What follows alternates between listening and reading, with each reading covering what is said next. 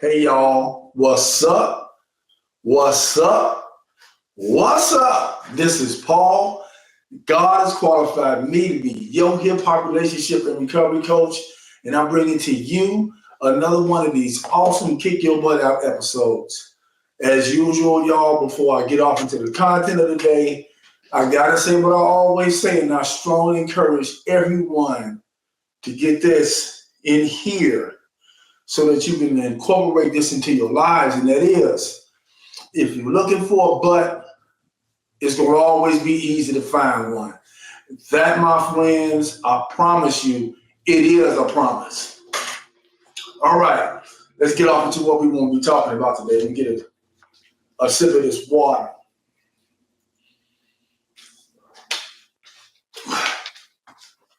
Not that I don't love every one of the episodes of the Kick Your Butt Out, because I do. The subject matter is important. I'm incorporating a lot of it in my life. That's one of the reasons why I love having conversations around it, because one of the things that I knew for sure is, like I always say, this one little bitty three-letter word has become a huge giant and obstacle in many of our lives, and it's in our own hands more often than not, and it's a simple process to be able to move that thing out of the way so that we can move into whatever we've been called to, our greatness, our callings, whatever you want to call, whatever name you want to put on it. We can move into being a better husband, a better person, a better wife, better servant, workman, laborer, whatever it is that you know and understand that you've been called to. When we be intentional about removing the but this, but that, but this, but that, but the other out of our way, we can be better at what we are good at or great at. All right. So that's one of the reasons why I do what I do and say what I say when it comes to kick your butt out. And so with that being said, today, I want to have some conversations with us who are leaders. I'm going to say it again. I want to have some conversation with us who are leaders. So because of that, I've titled today's episode, "You a Leader, but..." All right. So let's get going. One of the things that I always do, I always point the finger at me first, and I always got to give the honor and the glory to God first, because without God, this doesn't exist, right? This doesn't exist. This is not going to grow. This is not going to prosper. It's not going to bear fruit. Let me say it like that. Without God, with Him, this is going to bear much fruit, as He says in His Word, and that fruit will remain, as He says in His Word. So I want to talk about leaders. Let me start with me again. I remember, so I was a follower for many years in my life. And what does that mean? I lived a life of not leading at all, always following behind somebody or in somebody's path, somebody's footsteps. And one of the reasons why I did that for many years of my life is because I didn't know my value and my worth. I felt like I wasn't enough. I felt like I didn't belong. I wanted to belong to somebody, be a part of somebody. And so I did a whole lot of following. And there's nothing wrong with following, because, as you know, the famous quote goes, the greatest leaders are the best followers, right? Or the greatest leaders were the best followers, whichever one you want to use. And so all of us, we're going to follow at some point and in some capacity in our lives. the thing we have to pay attention to is who we're following. That's number one. And are we always sitting in the follower's seat? Some of us intentionally sit in the follower's seat because we don't know that. No, let me keep it 100, because we don't want to take on the responsibility as the leaders that we have been called to be. So we intentionally and perpetually sit in a follower's seat. And more often than not, when we do that, we are following someone or something that's not healthy. That just came out of my spirit. Thank you, Lord. Thank you, Father God.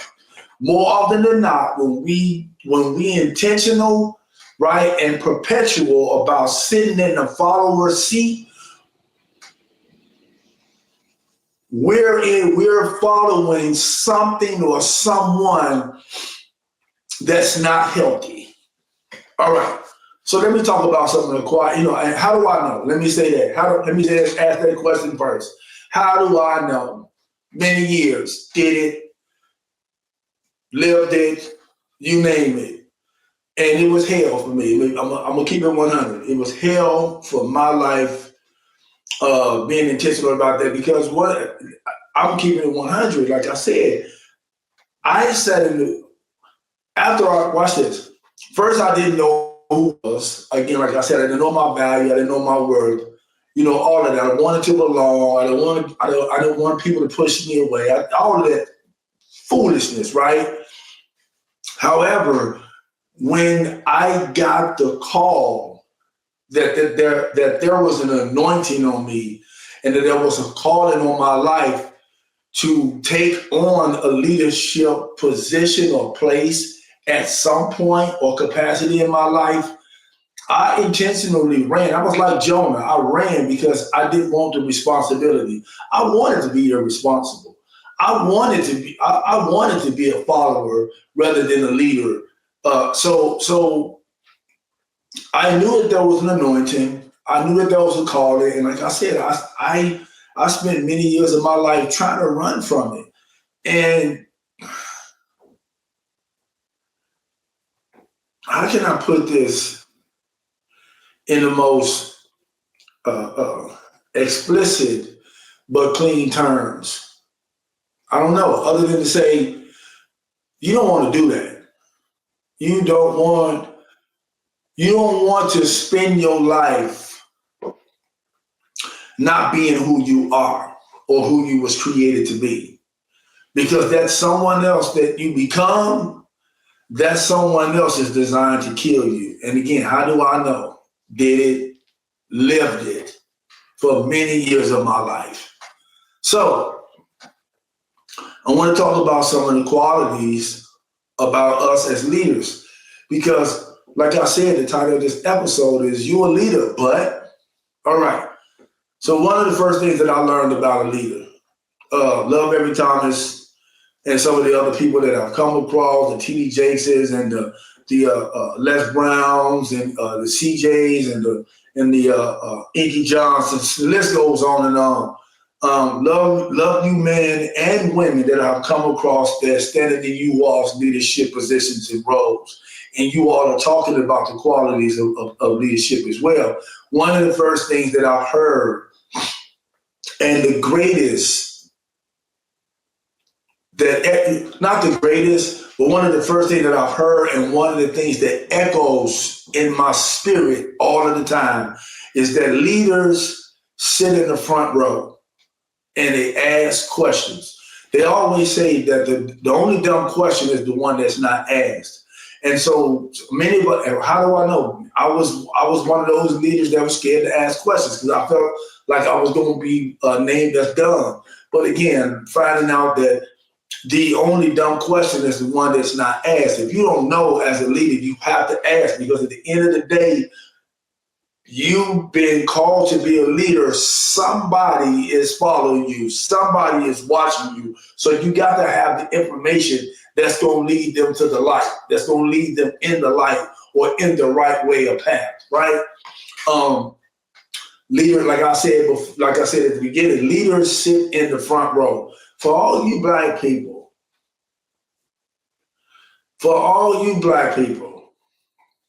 men and women, let me say this. Listen, Rosa Parks made it where we don't have to sit in the back rows no more. So it sickens me when I go into certain settings and places, and when us African Americans or Black people come in, the first rows that we go to is the back ones. But we leaders. We're leaders, but we go sit in the back. So I'm saying that again, leaders sit in the front row. Leaders gonna find the closest seat to the front intentionally, because one of the things that I know as a leader myself is that I want to hear what's being conveyed, or what's being said, or what's being preached, or what's being spoken, or what's being taught. I want to hear the instructions. I want to make sure that I get the instructions, and I want to be that one, like I have blinders on my eyes and my ears are open and attentive, because I don't want to miss nothing. Why? Because I love information, and again, I want to make sure, because when I found out that I was called, I said, God, I need to know. I don't know, and I need to know, because I don't want to come before you and you turn me around because I said what I interpreted rather than what you said. So I'm asking questions, and I'm gonna sit in the front row. I'm gonna sit. If the front row is taken, I'm sitting in the rows that's closest to the front. What am I saying? I'm not. As a leader, I have learned to never intentionally go to the back. And if I have to sit in the back, I'm gonna be one of the first people to stand up and ask questions. All right. Like I said earlier, the greatest leaders are the best followers. I hate these people that run around talking about, I ain't no follower, I'm a leader. Well, you just counted yourself out right then and there, because the greatest leaders are the best followers. It's who you following that's going to matter. So all you people out there that's talking about you are not a follower, yes, you are.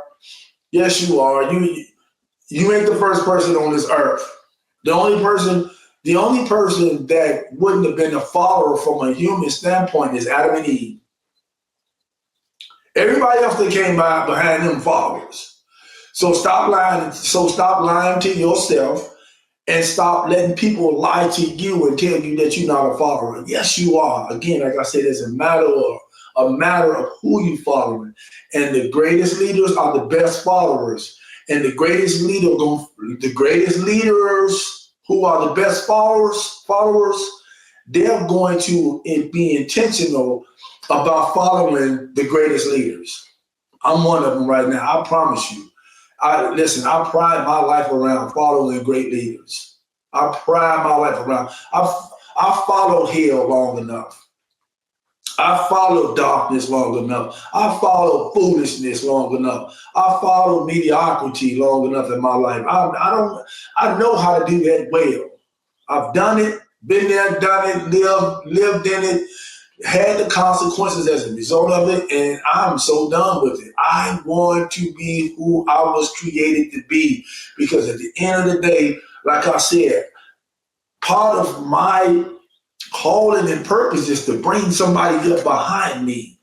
So when I leave here, there's going to be a mark left behind me that says we are the next greatness. We are the next leaders that's stepping up because the stamp, right, that Paul put on us, because the light that Paul put in our lives, because the direction that Paul put in our lives, because of the encouragement that Paul put in our lives. I want people to know, continue to know the way to their greatness after I leave here, while I'm here and after I leave. So I got to be careful who I follow. I got to be careful who I follow as a leader. You know what I mean? And so I want you all out there that are leaders to hear what it is that I'm saying, and let's do what we have to do as leaders. Because again, if we don't lead, watch this, leaders. If we don't do what we need to do to lead, we cannot complain about what this world gonna look like in 20, 30 years. Because if what's going on today is a sign of it, You better start leading. All right. You better get in your leadership position.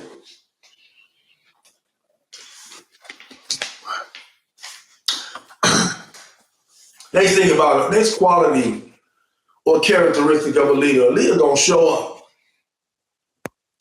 A leader gonna show up. A leader gonna be consistently in showing up. I'm talking about, watch this, spiritually, physically, mentally, emotionally, from a community standpoint, from a social standpoint, from a companion standpoint. Leaders gonna show up. Are they perfect? 100% no. Because every leader that I know is flawed except Jesus. There's only one leader that I know that has never had a flaw, and his name is Jesus. Every other leader is flawed, and I appreciate the flaws because, again, the flaws that I have seen in some of the leadership that I have followed behind helps me to understand I can be human too. Does that mean that it gives me a pass to go do something stupid? Heaven no. Heaven no. Heaven no. It doesn't give me a pass or okay to go do something stupid because I'm human. What it does is it gives me more of a awareness to pay attention to what I'm doing. That's what it gives me, more of an awareness to pay attention to what it is that I'm doing and who I'm following. All right. Leaders show up on time. Again, I always talk about mama. Mama said, if you on time, you late. If you on time, you late.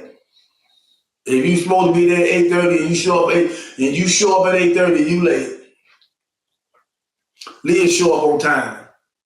And what I mean by that is I practice. There's a practice for me that whatever time it says for me to show up, I'm always there early. Oh, wait, let me say this.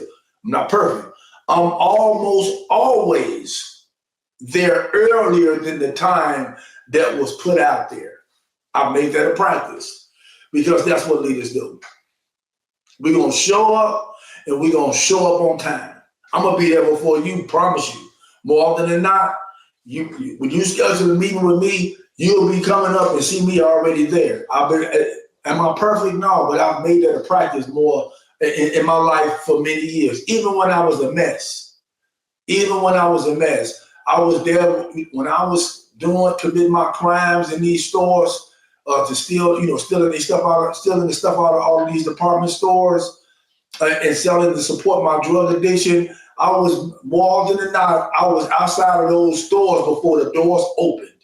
So if I was doing it for that, how come I can't do it for my leadership?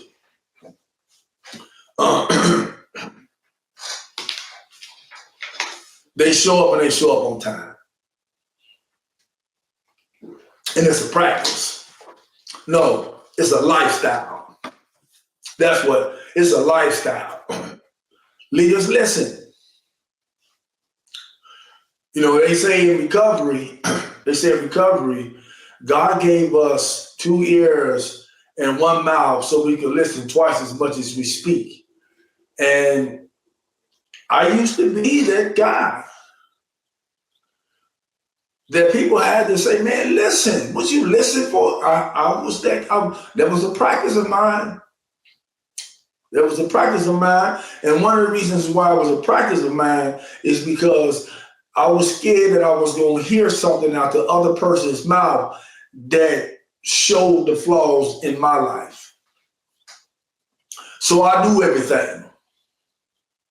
Y'all know what I'm talking about. Some of y'all out there listening to this podcast. I do everything. You couldn't tell me nothing. And I hear so many people saying that today. I'm self-made. I know you can't tell me nothing. That's why you where you at. That's why you where you at. That's why you in mediocrity. You don't know it yet. Some of y'all do, but that's where you at because you know everything and can't nobody tell you nothing. A real leader listens. And the real leader knows who to listen to. That's That's what leaders do. Leaders listen and they know who to listen to. Leaders don't mind being corrected. That's a great, one of the greatest leaders for me is the leader that's going to take the correction. Man, listen, I was top of the line terrible at taking correction and being corrected. Excuse me, I was top of the line. I got an A+ in not wanting to be corrected. I had a 4.0 in not wanting to be corrected. You know, I remember, because again, it showed my flaws, and I was so messed up in those days behind all the negative names that had been put on me, because people told me that I wasn't gonna make it. People said I was gonna die a mess.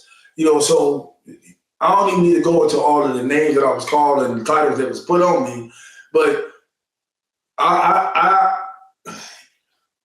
if you corrected me and showed me that I was human, I automatically went to or gravitated to, in my mind, the negative things that people said about me. In recovery, we call it the self-fulfilled prophecy. The self-fulfilled prophecy started going into my mind, and then it started acting out in my life, becoming a part of my life. So when people tried to correct me, I hated it. One of the greatest corrections that I've ever had in my life. He made me so mad.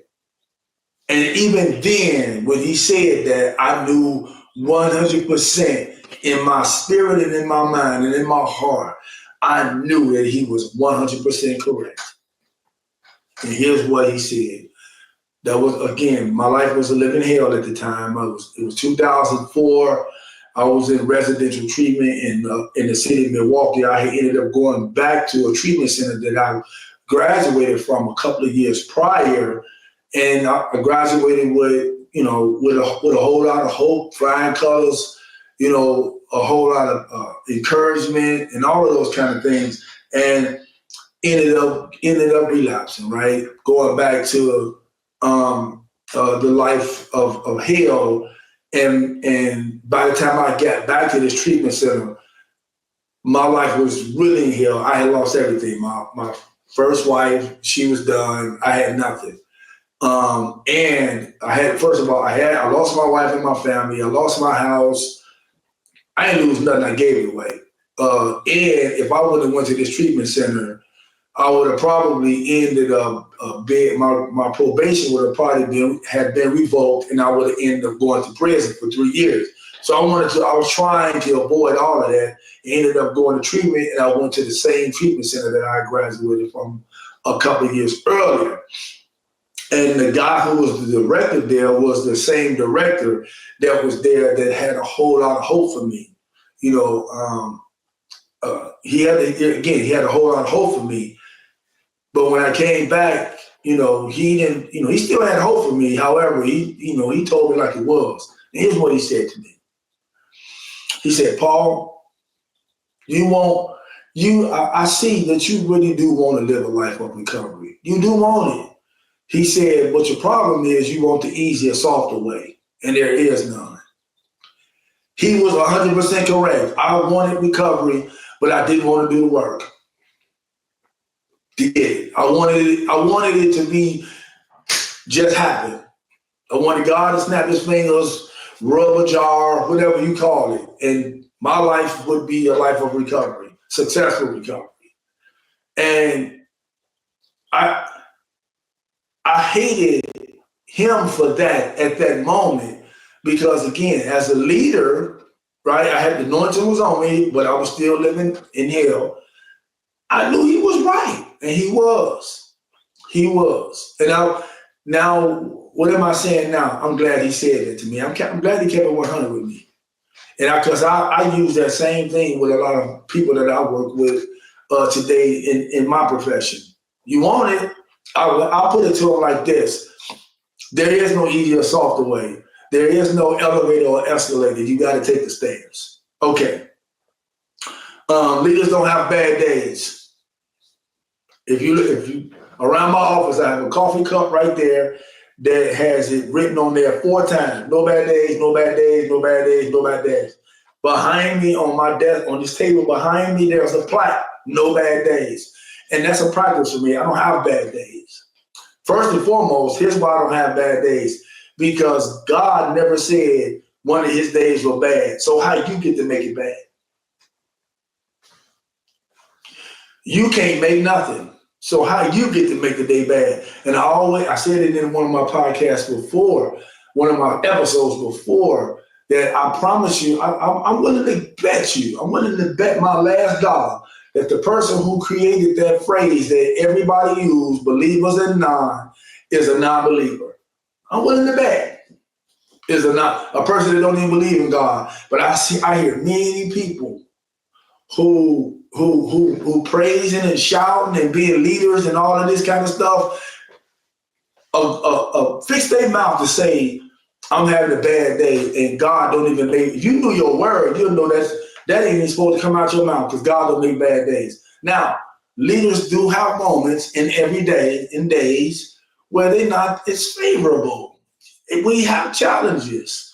We have obstacles. We have trials. We have tribulations. Absolutely. Absolutely. We're going to go through something in order for us to learn how to grow. The Bible says to count it all joy because it produces something. So we all going to go through something in these days. I'm just a person as a leader. I don't allow that to dictate the course of my entire day. Because there's some other things that I can be grateful for, even though I'm going through something. Because y'all have to know, Paul got high for 30 years. So now watch this. Many days, I've been in recovery, May 3rd of this year, will be 10 years. Many of those days, I went through something, but I'm going to promise you this. I didn't go through it high. So how was I having a bad day? Because, listen, they say in recovery, they say, my worst day in recovery is always better than my best day high. So how am I have a bad day? Because I've had some worse days in recovery, but I didn't get high. So I don't have bad days. I'm a leader. All right. Leaders don't do what everybody else do. I remember,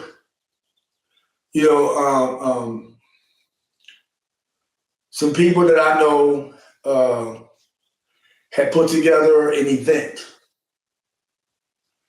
And I knew that I wasn't going. I don't need to give the reasons why, but I knew that I wasn't going to be a part of that. Me and someone else was talking about that, and that person said that they wouldn't have been a part of it either. But what happened was, by the time that person went to discuss it with their spouse had already registered them for the event. And the person who I was having a conversation with asked the spouse, why did you do that and even do it without discussing it with me? And the response was, everybody else going.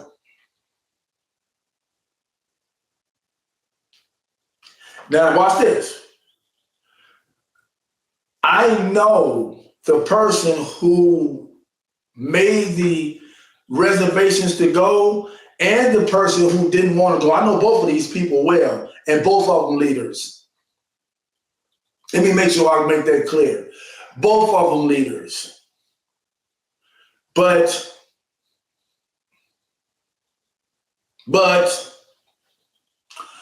both of them are leaders, 100%. 100% gifted, 100% anointed, 100% called, 100% talented. I know that they're leaders. Been around them long enough. But leaders don't do what everybody else do.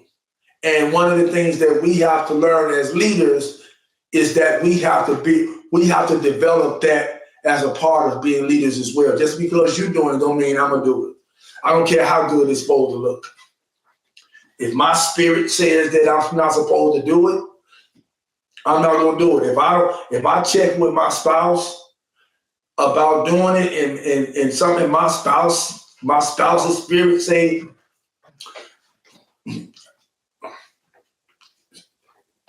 okay, I'm not. I've lived my life doing what everybody else doing for a number of years in my life, and it was man, it was hell for me. I'm Man, it was hell. It was a whole lot of stuff I was doing because everybody else was doing it, and I knew it. I didn't want to do it. I did it because everybody else was doing it, and to be a part of. Because I believed that if I wasn't a part of, I was a part from. And some of them people I needed to be a part from anyway. All right. Leaders also make lemons in a lemonade. Yeah, we're going to get some lemon situations. We're going to get some lemon situations. Lemons are designed to be used for our good. Whether you're talking about the literal lemon off a tree or some situations that goes on in our lives, we have to learn how to take the lemons as leaders and turn them into some lemonade. In my case, get you some chicken to go with it. Because I'm going to give me some chicken and some lemonade, and I'm going to go to work. All right. Leaders take initiative. What do I mean? They're going to take the first step. They're going to lead by example. Bible says, let your light so shine, right? Before men that they may see your good works and glorify your Father, which is glorify your Father, which is in heaven. So he says, let your light shine that they may see. So leaders lead by what? One of the ways leaders lead is by what other people see. And what other people see is what they're doing. So leaders take initiative. I remember a guy, David Townsend, name to be exact. He had said, because I was trying to get him to do something one time. It wasn't nothing bad. We was doing some type of work, but I was trying to get him to do it. And he said, don't ask me to do something that you don't want to do. And I was like, you know what? It was a whole lot of power in you saying that. I remember that, and obviously, I practice that in my life. That's a practice for me. I'm gonna take initiative. If I'm asking you to do something, it's because I'm probably doing it already. And leaders. Another thing about leaders, but you're a leader, right? You're a leader. So some of y'all out there who listening to this podcast, I need you to stop always sitting in the follower seat. Yeah, you're supposed to sit in the follower seat sometimes, not all the time. So leaders do what they don't want to do so they can get to where they want to go. Leaders do the things that they don't want to do in order to get to where they want to go. As a leader, y'all, many of us, we got to do the things we don't want to do in order to get to where we want to go. What am I saying? Is there's going to be some situations that come along in our lives that there's no way around it. You gotta go through. There's no way around it. You're going to have to go through and experience that thing. So leaders do what they don't want to do to get to where they want to go. Leaders don't quit. Leaders do not quit. Leaders have a destination. Where you going? Where you going? Why are you doing this? Is this taking you where you need to be going or not? What's your destination? Where you leading people to?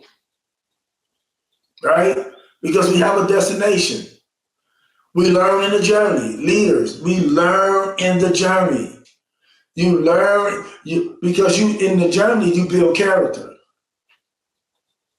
Whether you're going to be narcissistic or humble. You're going to learn that in the journey. Whether you're going to be narcissistic or a leader, you're going to learn that in the journey. So leaders know that there is going to always be a journey.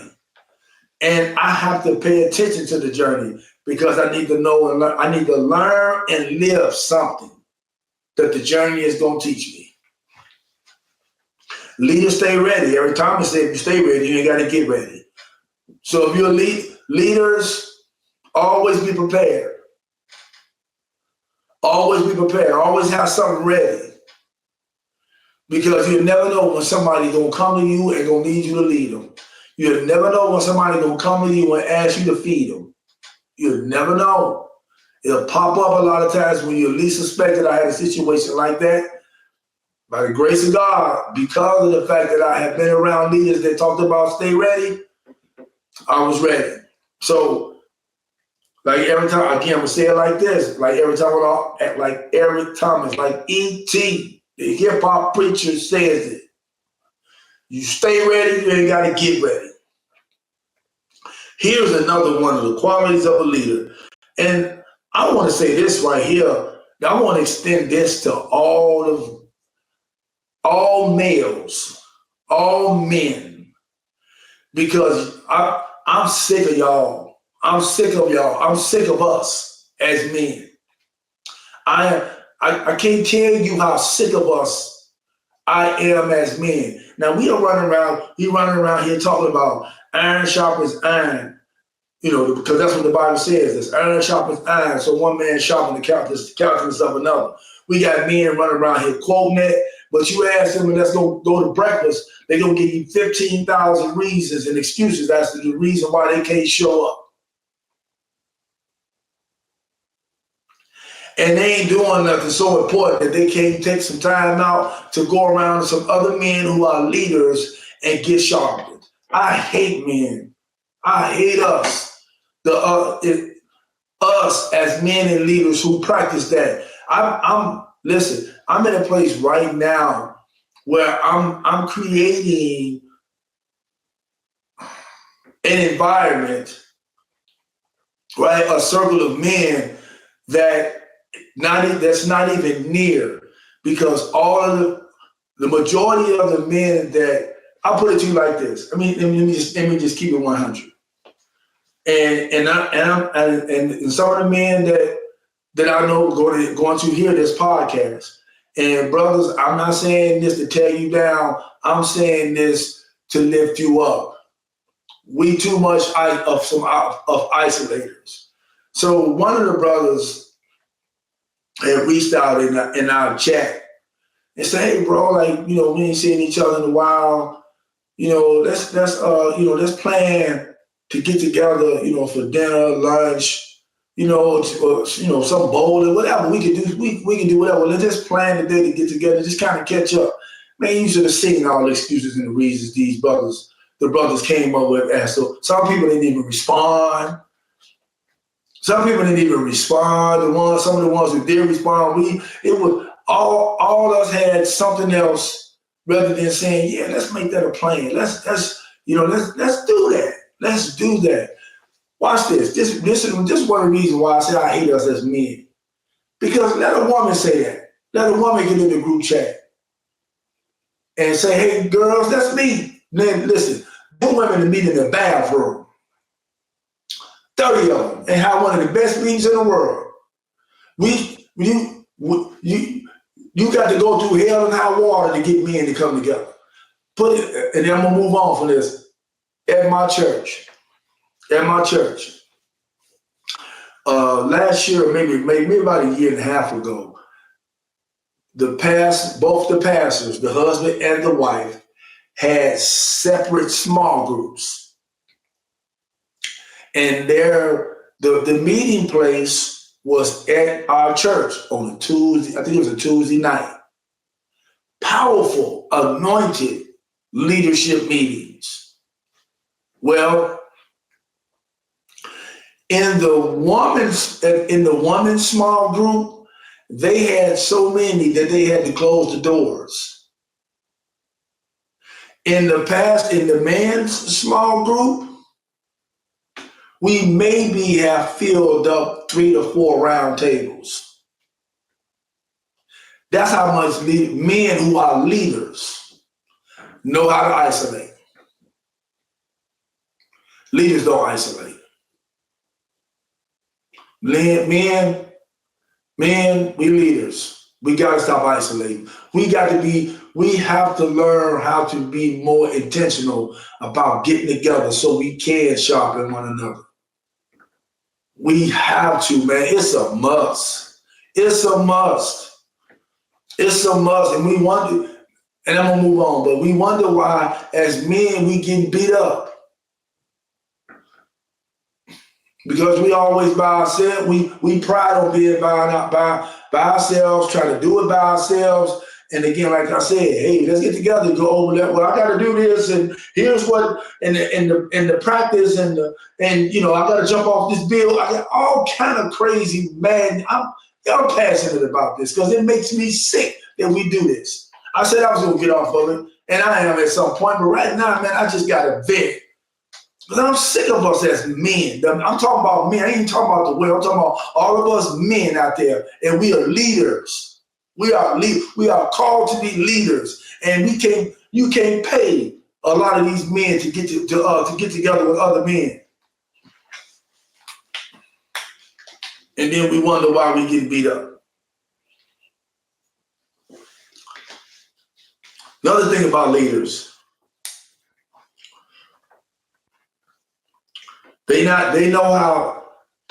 leaders know how to go in some rooms and sit down as a follower. My church is a church of small groups. Love my church. Love the small groups. I've met lots of people. My wife and I are part of a small group right now of couples. We went to the first small group. You can tell the anointing is on it. I love the small group. I love the facilitators.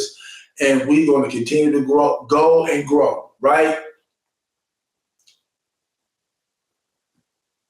But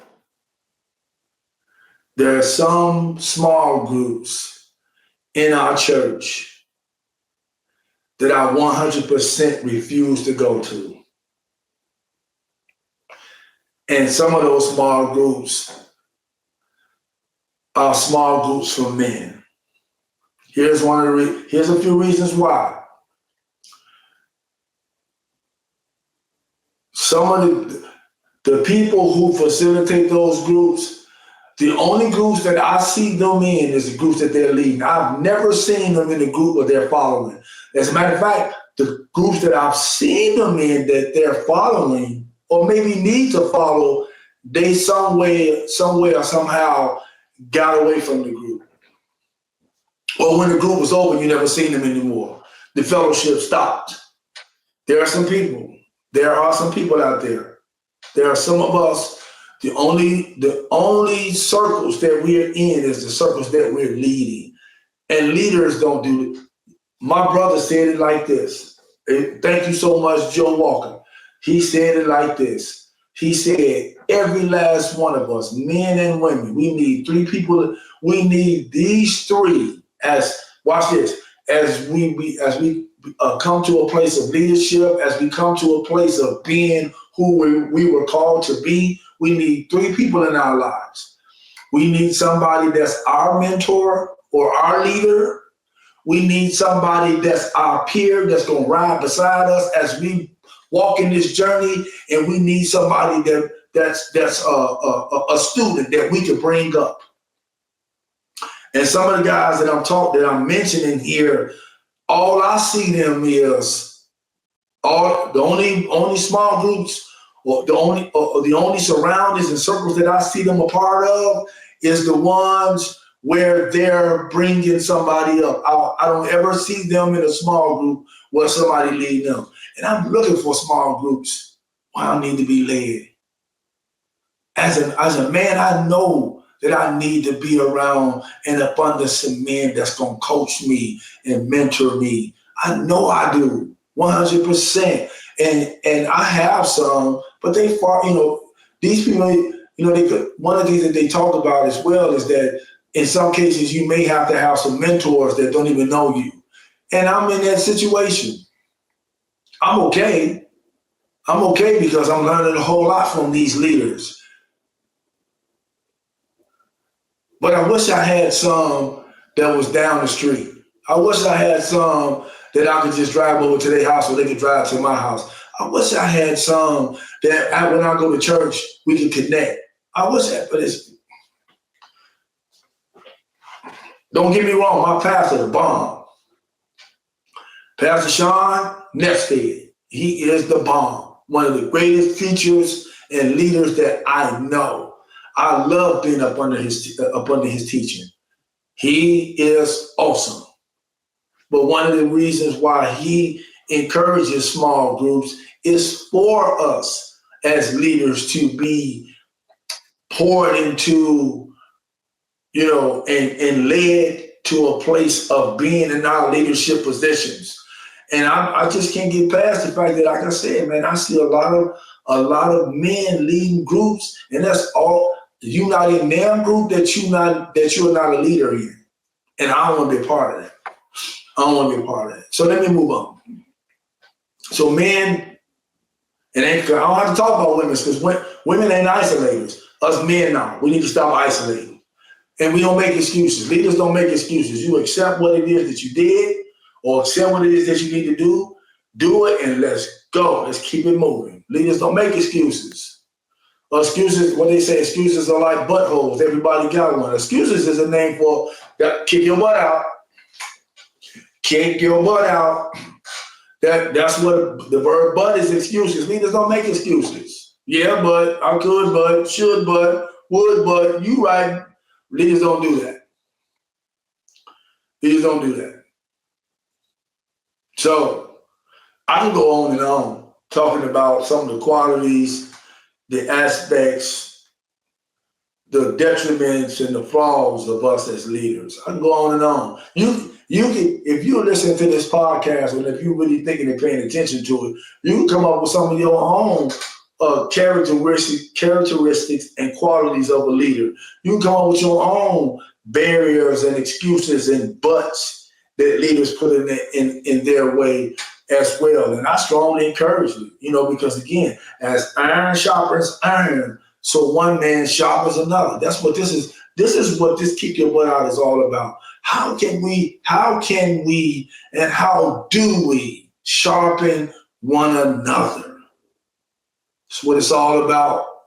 That's what it's all about. I'm not here for no other reason, whether it's 1 or 1 million watching. If I can touch somebody and somebody can move the butt and into their greatness, let's go.